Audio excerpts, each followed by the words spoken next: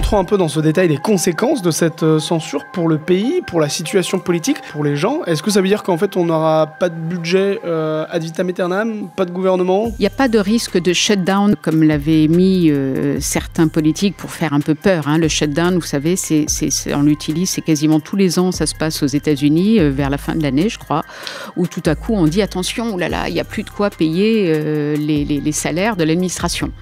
Et puis en fait, en général, on finit toujours par trouver une solution pour que ça rentre dans l'ordre. Là, il n'y a pas de risque que du jour au lendemain, les fonctionnaires ne soient pas payés, que la vie du pays s'arrête faute de financement, puisque s'il n'y a pas de budget, c'est le budget de l'année dernière qui va être reconduit. Mais comme je le disais, ça donne une ambiance générale qui n'est pas bonne. Et là, en plus, on est à la veille des fêtes de fin d'année. On sait que c'est une période où les gens, normalement, consomment.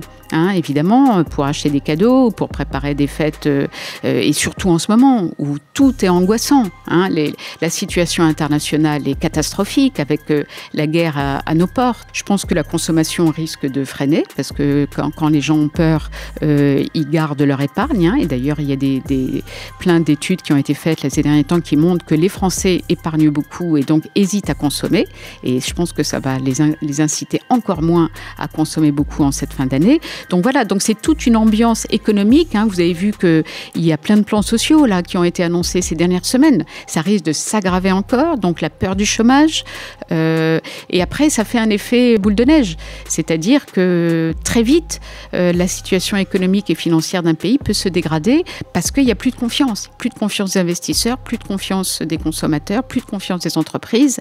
Et ça peut aller très très vite. C'est pour ça que beaucoup disent que Emmanuel Macron a intérêt, contrairement à son habitude, d'aller très vite pour justement rassurer aussi bien les marchés que les Français.